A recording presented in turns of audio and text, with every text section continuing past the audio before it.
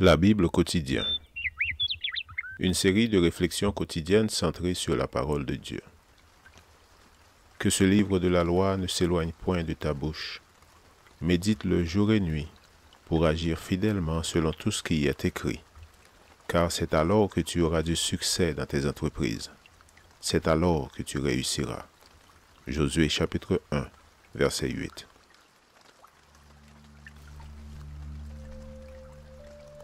Aujourd'hui, le 25 janvier, combien d'autres dieux nous faut-il pour croire? L'Éternel dit à Moïse, « Vois, je te fais Dieu pour Pharaon, et Aaron ton frère sera ton prophète. » Exode chapitre 7, verset 1.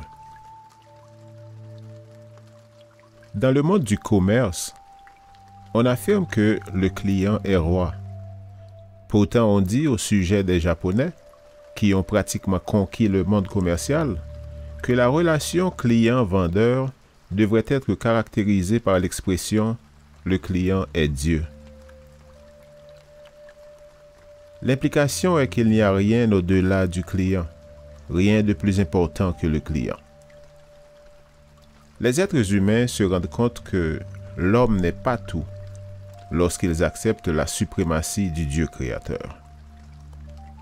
Pharaon était apparemment le personnage le plus important du moment à l'époque de Moïse. En particulier, comparé à Moïse, Pharaon était supérieur. On croit que ce fut la raison pour laquelle Moïse doutait de pouvoir s'adresser à Pharaon en tant que messager de l'Éternel. C'est alors que le Seigneur donna à Moïse l'assurance qu'aux yeux de Pharaon, il serait comme Dieu. Lorsque Moïse lui parlerait, Pharaon reconnaîtrait qu'il y a un Dieu au ciel et il obéirait à ses ordres. L'arrogance du Pharaon, mettant en doute l'existence du Tout-Puissant, continuerait d'être une question fondée sur l'ignorance. Mais dans le cas de Pharaon, l'ignorance serait remplacée par une expérience indéniable. Pharaon adorait de faux dieux, mais le vrai Dieu allait se révéler à lui dans le but de sauver son peuple. Pharaon se glorifiait de sa propre magnificence et Moïse lui-même en était impressionné. Dieu, lui, avait d'autres plans. L'humilité de Dieu ne devrait pas être prise pour de la faiblesse. Son appel pressant aux pécheurs n'est pas une raison de questionner son existence. Combien de dieux nous faut-il pour nous convaincre de la réalité du vrai Dieu du ciel? Il fallait à Pharaon un Dieu davantage en l'apparence de Moïse pour le convaincre du sérieux avec lequel le Dieu du ciel considérait le salut de l'humanité.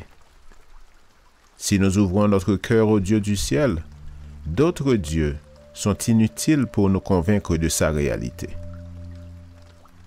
Aujourd'hui est une journée de plus pendant laquelle nous pouvons définir notre relation avec Dieu de façon à l'accepter exclusivement, car ses œuvres dans notre vie sont incontestables. Citation. La vie n'est pas un jeu. Elle est d'une importance solennelle et chargée de responsabilités éternelles. Lorsque nous l'envisageons selon ce point de vue, nous nous rendons compte à quel point nous avons besoin de l'aide divine. Nous sentirons du fond de l'âme la conviction qu'une vie sans Christ sera une vie d'échec total. Mais si Jésus habite en nous, nous aurons un but dans la vie.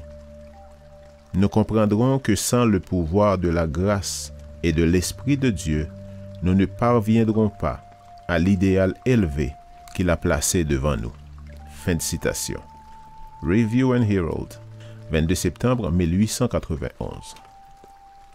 Lecture de la Bible pour aujourd'hui dans l'Ancien Testament, Exode chapitre 7 et 8. Et dans le Nouveau Testament, Jean chapitre 9. Merci d'avoir écouté. Je vous souhaite de passer une excellente journée avec Jésus. À la prochaine!